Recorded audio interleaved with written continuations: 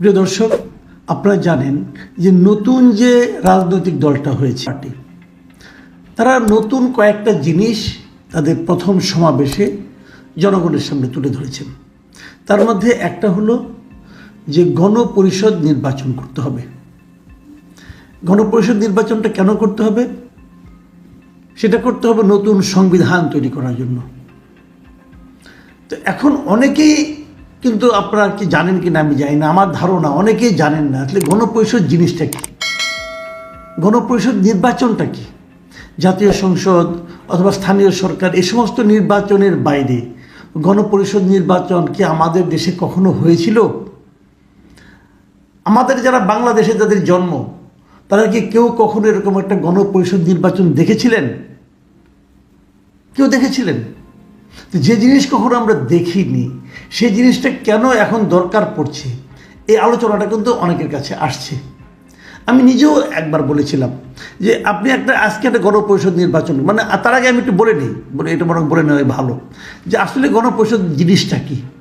গণপরিষদ হলো এমন একটা পরিষদ গঠন করা, যে পরিষদের একমাত্র কাজ যে একটা সংবিধান রচনা করা, মানে একটা সংবিধানকে তারা পাশ করবে।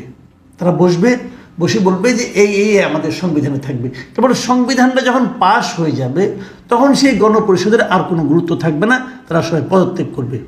তার মানে যতদিন লাগবে একটা সংবিধান রচনা করতে, সেই রচনার কাজটুকু করাই হলো গণপরিষদ সদস্যদের একমাত্র কাজ, আর কিছু না। কিন্তু যেদিন রচনা হয়ে যাবে, যেদিন সংবিধানটা চূড়ান্ত রূপ ধারণ করবে, সেই দিন ওই সদস্যরা সবাই পদত্যাগ করবে। এটা যদি হয় মূল কাজ, তাহলে আমরা কি কখনো গণপরিষদ দেখেছি? কখনো কি আমাদের দেশে হয়েছে? হ্যাঁ, একটা হয়েছিল। কবে হয়েছিল? আমাদের স্বাধীনতার পর। যখন আমরা স্বাধীনতার আগে একটা নির্বাচন হয়েছিল 1970 সালে। আমি একটু ঘটনাটা বলি ছোট করে। 70 সালে সেই নির্বাচনটা কখন হয়েছিল? পাকিস্তানের শাসন আমলে, ইয়াহিয়া খানের আমলে। তখন লিগ্যাল ফ্রেমওয়ার্ক নামে একটা সিস্টেম করেন যে তার মাধ্যমে এই নির্বাচনটা হতে হবে। তখন দুটো নির্বাচন ছিল আমাদের এখানে, একটা হলো প্রাদেশিক পরিষদ, একটা হলো জাতীয় পরিষদ। জাতীয় পরিষদ হলো বাংলাদেশ এবং পশ্চিম পাকিস্তান এবং পূর্ব পাকিস্তান মিলে, এবং প্রাদেশিক পরিষদ হলো যেহেতু পূর্ব পাকিস্তান একটা প্রদেশ ছিল, এই পূর্ব পাকিস্তানের যে প্রদেশে যে প্রাদেশিক যে হবে, যিনি গভর্নর হবেন, তাদের হওয়ার জন্য এখানে একটা আলাদা একটা মানে আপনার স্টেট অ্যাসেম্বলি এটা করার কথা ছিল। এই দুটো নির্বাচন, কিন্তু তাহলে দেখা যাচ্ছে যে একই এলাকায় আপনি ধরেন যে উপজেলায় আপনি আছেন, আপনাকে দুটো ভোট দিতে হতো। একটা হলো প্রাদেশিক পরিষদের ভোট, আর একটা হলো জাতীয় পরিষদের ভোট। দুটো ভোট। তাহলে একই এলাকায় কিন্তু দুজন প্রতিনিধি, একজন ছিল এমএলএ বলা হতো, আরেকজনকে বলা হতো এমপি। ওকে, এমএনএ বলা হতো, একটা member of national assembly, MNA আর এমএলএ অথবা এমপিও বলতো। এখন যখন যে স্বাধীন হয়ে গেল, তখন তো ওই এমএলএ রয়ে গেল, এবং যারা নাকি আপনার প্রাদেশিক পরিষদের মেম্বার ছিল তারাও রয়ে গেল। তখন ওই সময় যিনি শাসক ছিলেন বঙ্গবন্ধু শেখ মুজিবুর রহমান, উনি বললেন যে না, এই সবগুলি মিলেই এটাই হলো আমাদের গণপরিষদ। এরাই একটা সংবিধান প্রণয়ন করবে, এমএলএ এবং এমপি সবাই মিলে। এবং তারপর সেই মানে আপনার যেটা ছিল গণপরিষদ, তারা 1972 সালের 16ই ডিসেম্বর সেই যে সংবিধানটা বানানো হলো, সেই সংবিধানটা তারা অনুমোদন করলেন সবাই মিলে ভোট দিয়ে। এবং অনুমোদন করার পর সেদিনই ওই গণপরিষদ বিলুপ্ত ঘোষণা করা হলো। এই ছিল ঘটনাটা। এখন আজকে অনেকে বলছেন যে ওই গণপরিষদটা ঠিক হয়নি। এটা আজকে না, এটা মৌলানা ভাসানীর আমল থেকে বলা শুরু হয়েছে। মৌলানা ভাসানী বলেছেন যে ওটা করা ঠিক হয়নি। আর আজকের যুগে আপনার ফরহাদ মাজারও বলছেন ওইটা করা ঠিক হয়নি। তারা বলছেন যে ওই নির্বাচন তো সংবিধান প্রণয়নের লক্ষ্যে হয়নি, ওটা ইয়াহিয়া খানের নির্বাচন হয়েছিল পাকিস্তানের লক্ষ্যে। তো সেই নির্বাচিত ব্যক্তিগণ গণপরিষদের সদস্য হয় কিভাবে? অতএব ওই গণপরিষদের সদস্যরা যে সংবিধান রচনা করেছে, এই সংবিধান চলবে না, নতুন করে সংবিধান করতে হবে।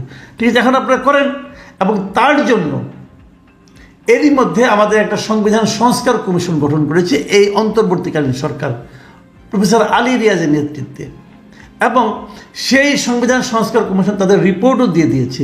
সেই রিপোর্ট নিয়ে এর মধ্যে আলোচনা হচ্ছে।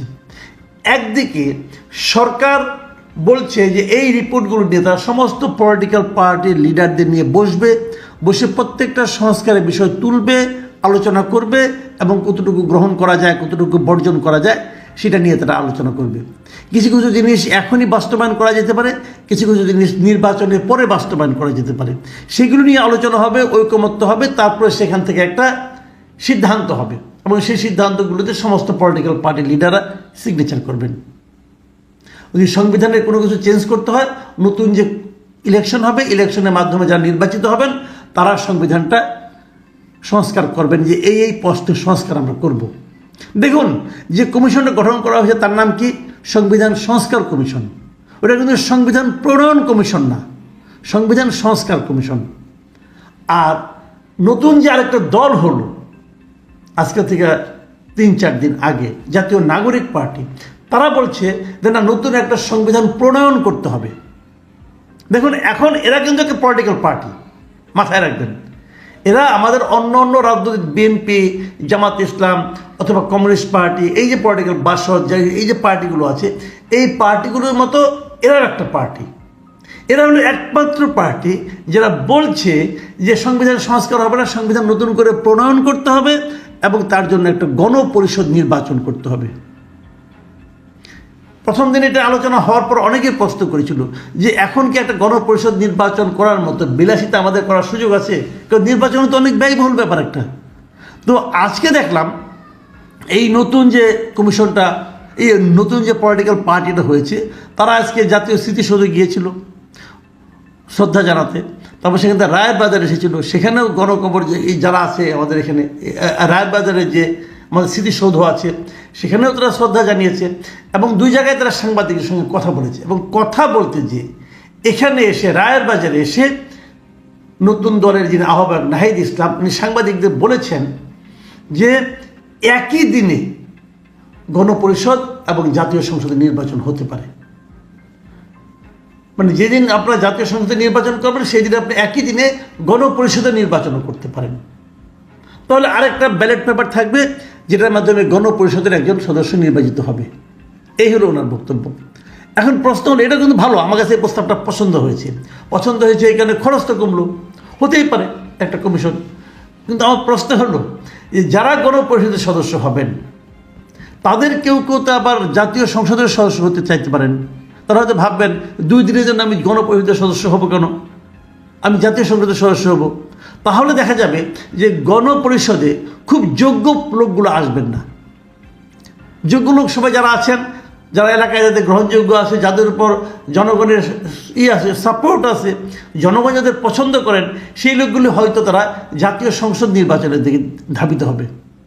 তাহলে সংবিধান প্রণয়নের মধ্যে একটা জটিল এবং বুদ্ধিভিত্তিক কাজের জন্য অপেক্ষাকৃত কম জনপ্রিয় অথবা অপেক্ষাকৃত যে লোকগুলোর উপর জনগণের সমর্থন কম আছে তারাই কিন্তু রয়ে যাবে।